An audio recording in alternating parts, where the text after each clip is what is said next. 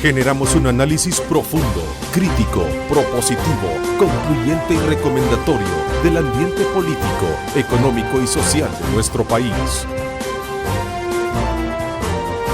Diálogo con Ernesto López, edición especial. ¿Qué tal? ¿Cómo están? Qué gusto, qué placer enorme, como siempre, saludarles. Aprovecho este momento para enviar un saludo muy especial a todos los padres de familia. Este día se está celebrando, comienza la celebración. Quiero aprovechar también a nuestro panel, desearle muchas felicidades a todos y cada uno de ustedes. Agradecer a Dios Todopoderoso por darnos ese privilegio para quienes tenemos a nuestros padres vivos, de poder este día contemplarlo como tal. Así es que vaya de parte del Grupo Megavisión, de todo este esfuerzo periodístico, un saludo muy especial a todos los padres de familia. Así es que bienvenidos a Diálogo con Ernesto López en esta edición especial, como siempre saludando a nuestro acostumbrado panel del día viernes. Juan José, ¿cómo estás? Qué gusto saludarte y también me imagino que estás desde ya tempranamente te dieron tu felicitaciones, ¿no? Claro que sí. Gracias, amigos. Es un gusto estar aquí en este día tan especial para todos. Así es, al resto también, doctor Kirio Waldo Salgado. Muchas gracias. Desde aquí quiero mandar un saludo, obviamente a mis hijos, pero también a mis nietos, que ya son varios.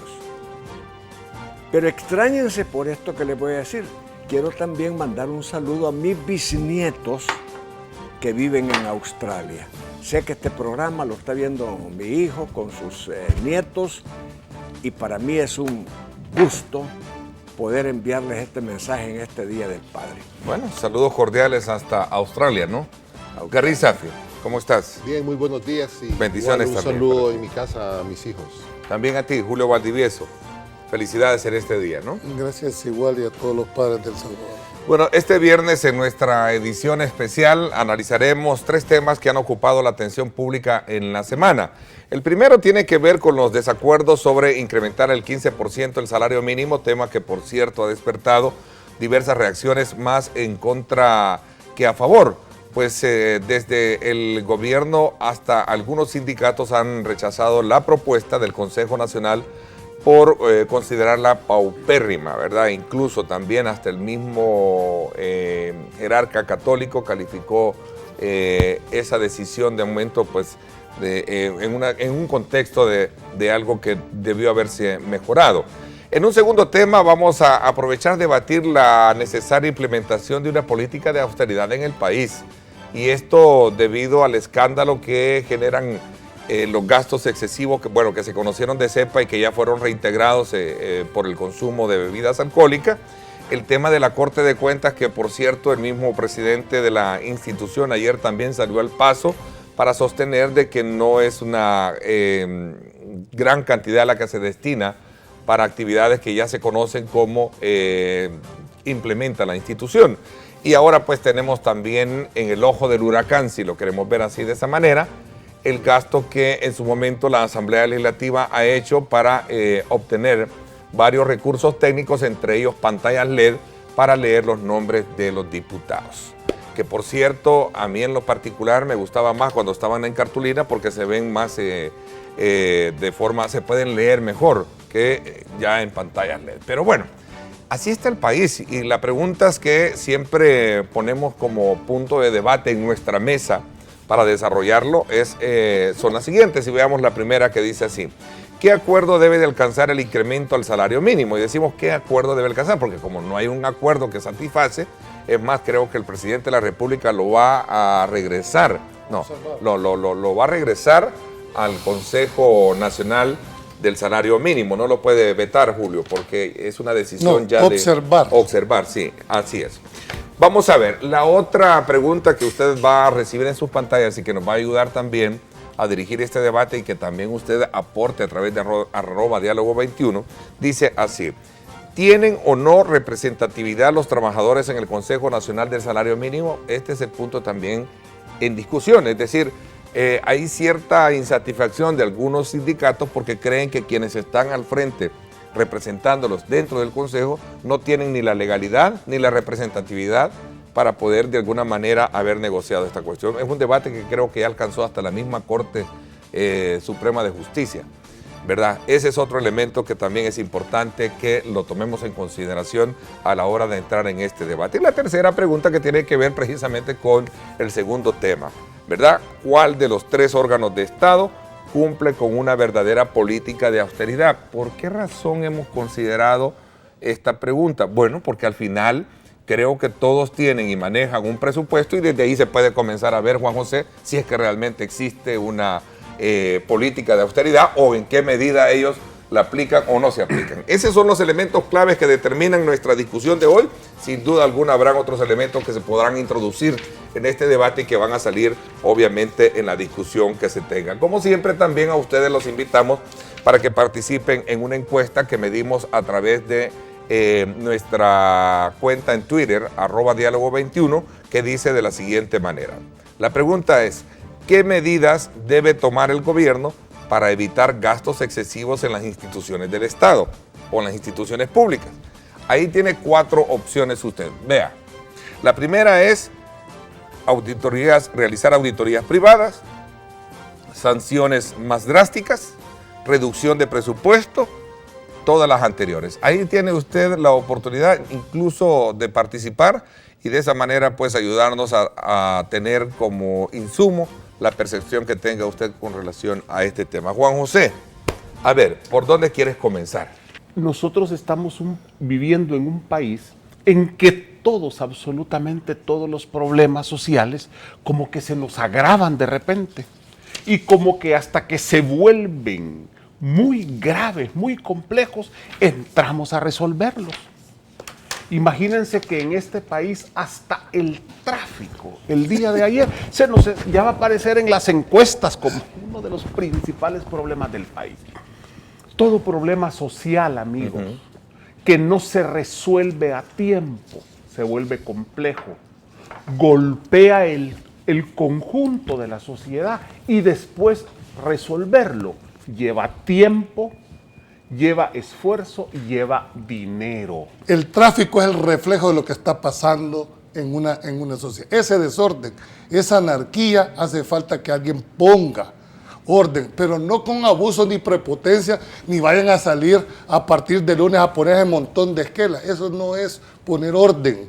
Poner orden es ver la integralidad de un plan, de coordinar, de orientar.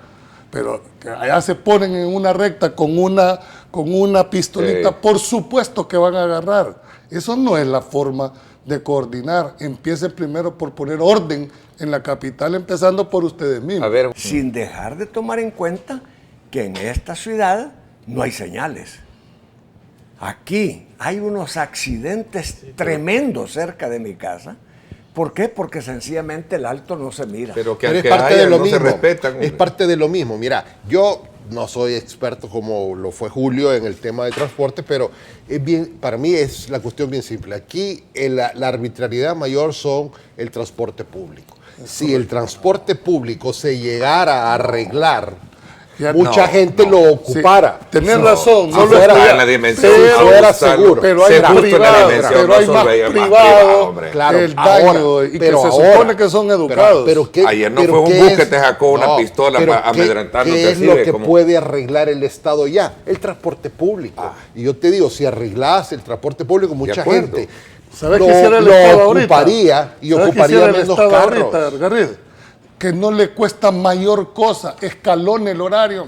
Uno. Ponga a las 7, 8, 9 y 10 de la mañana. ¿No resuelve el problema? No, pero divide los 2.3 Lo millones de secciona. pasajeros en 4 horas. Eso está bien, pero Un tiene que ser sentido parte de común. un plan más global. Es que Claro. mira, Si ¿de lleva qué 7 sirve? años, llevan 7 años. ¿De qué y no sirve digo un que plan. yo plan. entre a trabajar a las 10 de la mañana si en el horario escalonado mi hijo que va a la escuela tiene que salir a las 7, siempre salgo a las 7 de la mañana? Sí, pero sos eso vos. tiene que ver con un sistema más integral. Y insisto, se necesitan medidas extraordinarias de impacto de tipo Como el Citram. medidas extraordinarias.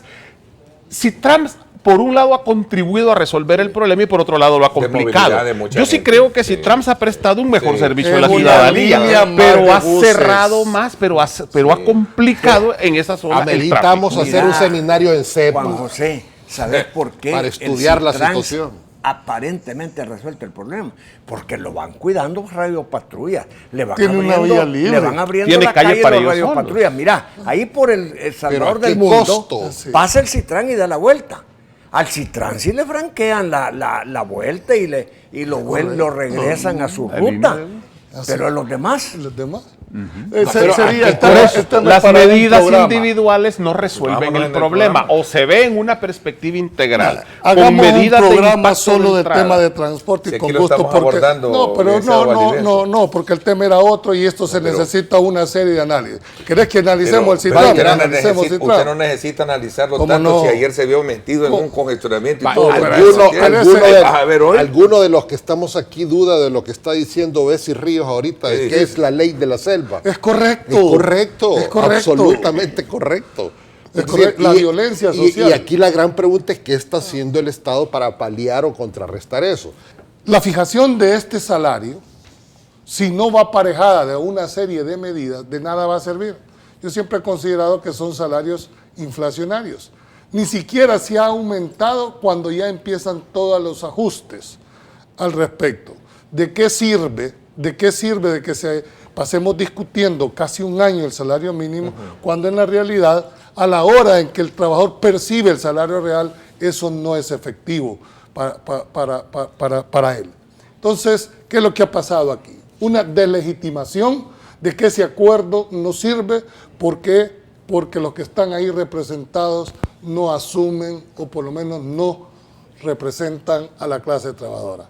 La proporción del 15% de 3 años, en 3 años, que es 5%, es muy, dijéramos, no guarda proporcionalidad con el incremento del agua y de la luz eléctrica. Es decir, debería de haber alguna proporcionalidad, porque solo el incremento del agua y de las tarifas eléctricas te distorsiona la parte que se les está proponiendo como incremento al salario mínimo. Y solo el agua y la luz sube. Todo No, sube. por eso te Por digo, eso, pero eso te es lo que puse más dos. golpea, Juan José. Eso es lo que de entrada te distorsiona el acuerdo de salario De mínimo. salario mínimo. De entrada, ya no responde. Es más, Ahora, y quiero completar otro elemento a lo que dice Julio. El poder adquisitivo. Es que una cosa es el salario nominal, lo que se ha acordado que debe ser el salario mínimo en el campo y en la ciudad, y otro es lo que realmente se pueda adquirir con eso. Formalizar una empresa pequeña es un calvario. Libro de esto, libro de lo otro, que Balance, lleve esto. matrícula. Le piden ¿Por qué? Porque han diseñado los mismos requisitos de las empresas grandes, les Pero quieren están poner de manera automática a las empresas chiquitas. Y una empresa chiquita no aguanta. soporta esa carga. Ese tema, ¿por qué no se discute en el marco del salario mínimo? En segundo lugar, ¿por qué no se toman medidas concretas para aumentar la capacidad adquisitiva? En El Salvador todo es político y todo está politizado, y el salario mínimo y el consejo y la participación de todos esos 3 actores económicos está politizada, y lo peor que está ideologizada. Entonces se dan debates, análisis al interior del Consejo Nacional del Salario Mínimo y se toman decisiones políticas. Pero mira, Ahí vimos la Yo beligerancia no que comparto estaban los tampoco. sindicatos adentro del salario mínimo peleando que se iban a ir, que querían a la ministra, Es que que la no, que cuña no. pa' que Y apriete. al final hubo una aritmética en la cual se acordó una decisión. Dicen que Pero la- el tema es que esto está politizado, y lo peor es que está ideologizado. en la cuña para que apretes del mismo palo. Ese es un principio. Yo no soy partidario de un control de precios, Juan José. Lo que sí soy partidario es el fortalecimiento, por ejemplo, de la Defensoría del Consumidor. Ahí sí, hay que fortalecer, porque ahora no sé qué es lo que ha pasado. Señora del consumidor, o señor, no sé quién es el que está al frente de eso, ¿sabe usted el calvario que tiene una persona para poder ir a denunciar con los cobros que hacen en los servicios de telefonía, de internet, de agua? Ahí es donde necesita este pueblo que se le apoye, pero es ponerse a pelear David contra Goliat. A nosotros nos atrasamos un día en pagar el servicio y nos los cortan. Pero ellos se pueden dar el lujo de no dar un servicio, ¿y quién dice por ello? hay factores aquí que nadie les hace caso. Por ejemplo, ¿qué es el Consejo Nacional del Salario Mínimo? Es un organismo constitucional. Un organismo constitucional compuesto en forma tripartita. El gobierno, los trabajadores y la empresa privada. Pero ¿qué es lo que sucede? Que la empresa privada sedujo a un sector de los trabajadores que llegaron a ser mayoría con esa empresa privada que los sedujo. Y el gobierno quedó fuera. Y eso ha sucedido, no sé si todavía, en todas las instituciones del Estado donde hay representación privada y representación laboral. Ponen a aquellos que son más permeables, trabajadores digo, que son más permeables para ser mayoría con la empresa privada. Cuando el gobierno dijo 300 y 250, la empresa privada, sin mayor análisis técnico, dijo 15% en 3 años. Y la gran noticia que salió con uno de los señores titulares de una de esas gremiales de empresarios es que no va a ser a los 3 años, va a ser al año y medio. Sí, pero al año y medio, que ya es largo, al año y medio le van a dar un porcentaje mínimo de aquel 15%. Por ejemplo, cuando se habla del salario mínimo rural, ¿saben ustedes que el salario mínimo rural no incluye seguro social? ¿Saben ustedes que el salario mínimo rural no incluye cotización obligatoria para las AFP, sino que es voluntaria? Es decir, hay una disparidad. Pero hay algo más importante que lo hemos dejado por fuera. No hay seguro social para nuestro trabajador del campo, ni hay posibilidad de, aunque sea una pírrica pensión para ellos. Mira, aquí hemos hecho una discusión enorme en la sociedad por el tema del salario mínimo, cuando en realidad hay un problema todavía más de fondo. A mí el salario no me preocupara si en realidad los trabajadores tuviésemos una verdadera seguridad social. Yo te aseguro que si aquí el trabajador tuviera garantizado un buen servicio médico, tuviera garantizada una educación para sus hijos, o estuviera garantizada que si él falta sabe que le van a responder, las cosas cambiarían. Yo ni el salario mínimo quisiera ganar si tuviera garantizada esa prestación. Lamentablemente, ¿tú crees que con que ganes $300 vas a resolver el problema de salud? Imagínate en el campo que ni siquiera hay la posibilidad de que un campesino pueda aspirar a una pensión o a ir a esos, por malos que sean los servicios del seguro social. Esos son los problemas de fondo que debería estar. ¿Cuál sería lo justo? Lo justo sería que la Defensoría para el Consumidor te estableciera, este es el precio de la canasta básica, y te metieran como salario mínimo la canasta básica. Si no hay un acuerdo entre los 3 sectores para lograr estabilizar, ¿de qué manera? Hombre, que el trabajador no demande más allá de lo que la empresa pueda pagar, que el empresario pague lo que realmente debe de pagar y el gobierno como árbitro viendo que esto se cumpla. Estamos en El Salvador, cree un entorno, el gobierno también tiene que crear un entorno favorable para la protección del salario real, que era lo que hablábamos. No, yo estoy diciendo, yo mago no soy, ni mandrake, pues, no le va a tocar. Estoy diciendo una alternativa que podría verse en la realidad. Ahora, yo les pregunto, por lo menos, ¿saben ustedes lo que cuesta tener una empresa y lo que cuesta pagar? ¿Se han preguntado ustedes cuánto cuesta pagarle a los trabajadores? Julio, es el 40% de impuestos. Por eso te estoy diciendo, si a eso le suma toda la tramitología en Hacienda, en aduanas, en tu oficina y mi oficina, que es nuestra empresa, dijéramos, ¿sabes lo que cuesta pagar cada 15 que te haga la secretaria, el ordenanza? ¿Se han puesto ustedes a pensar lo que también las facturas de agua, luz, teléfono, pero no se paga ya el mínimo en esta área? No, por eso te estoy diciendo, pero mi pregunta es que aquí todos disponemos de decir, mire, paguemos más, hombre, sigamos dando más. Yo les he dicho, ¿han formado alguna empresa? ¿Han pagado alguna empresa alguna vez?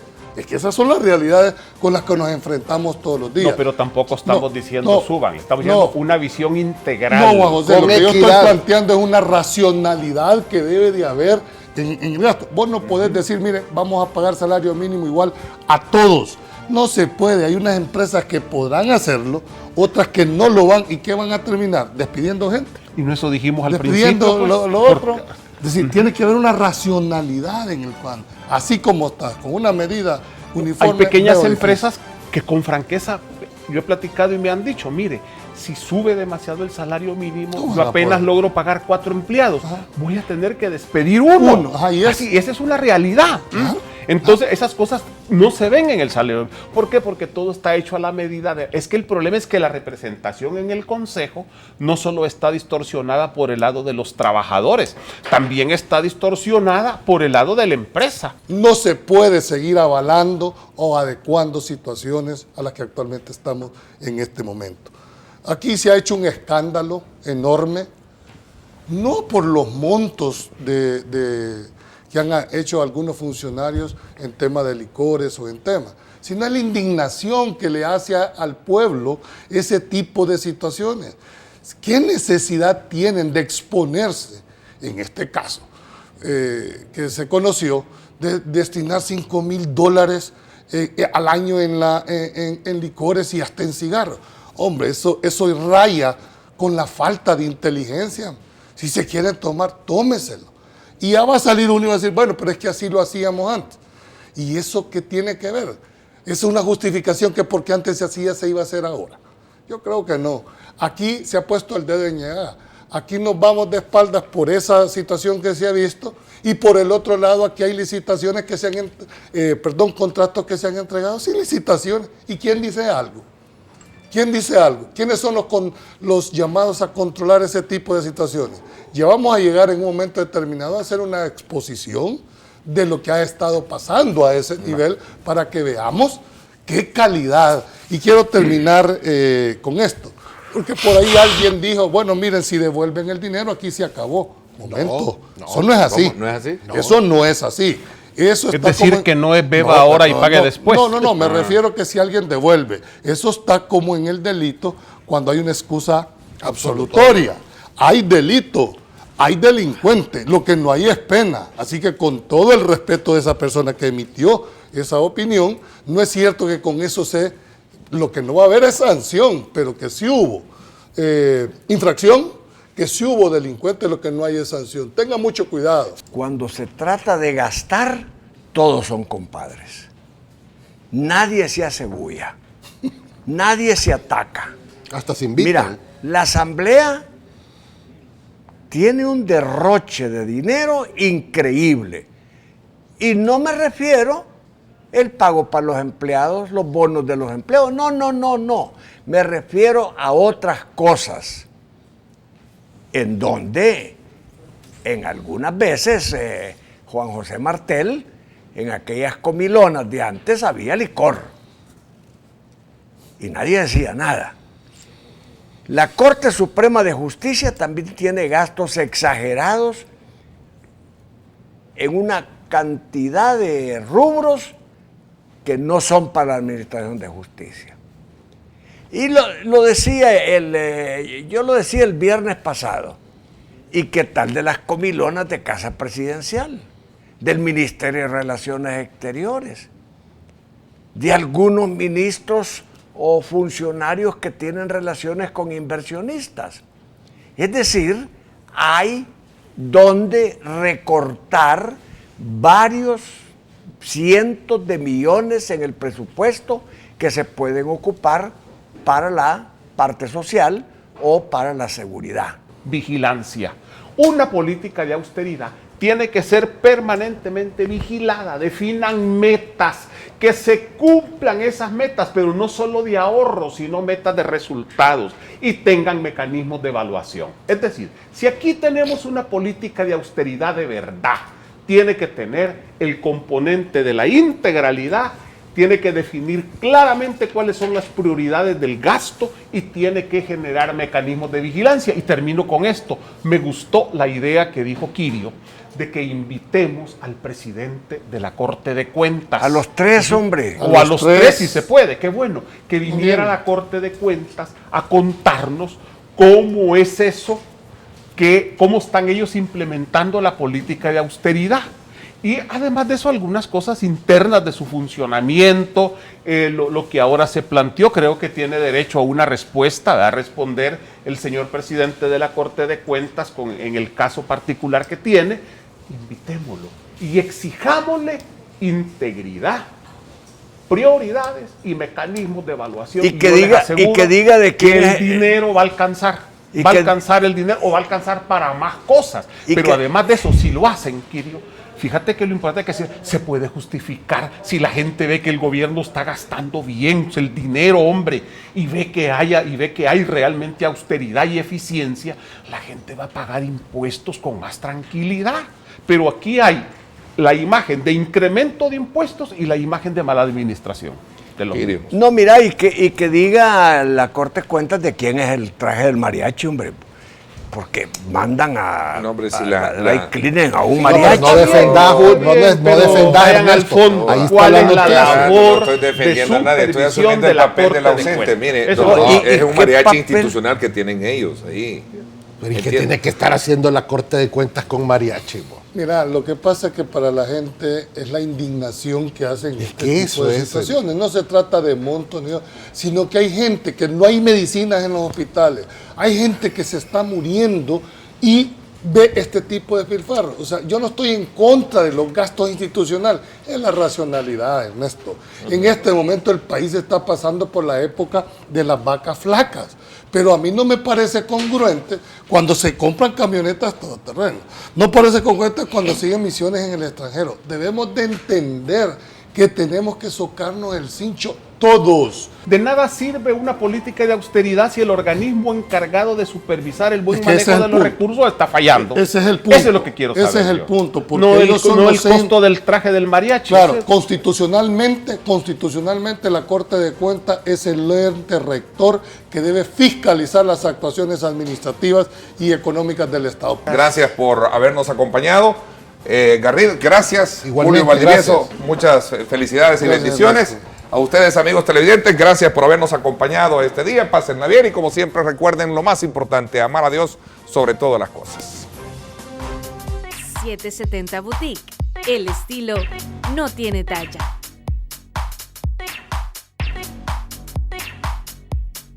Generamos un análisis profundo, crítico, propositivo, concluyente y recomendatorio del ambiente político, económico y social de nuestro país. Diálogo con Ernesto López, edición especial.